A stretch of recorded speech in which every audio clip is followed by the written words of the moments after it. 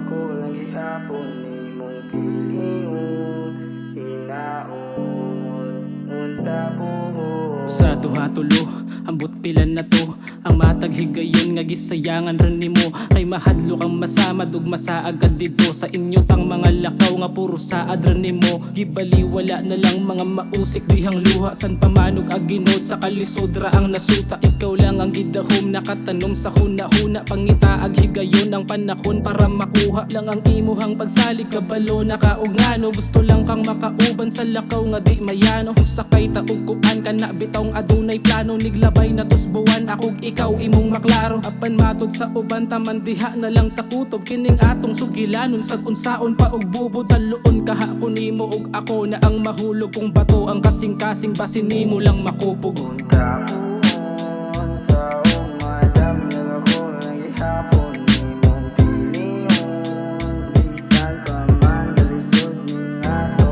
ang sitwasyon. Tabangan nato pangitaw og sakto na solusyon, hinaon unta buhon. Pasensya kung puno na ka sa mga saad, mga gusto ni mo na dili na ko mahatag. Mga pangandoy nato na daghang mubabag, wala ko na pagkataw maong wala ko'y mahalad.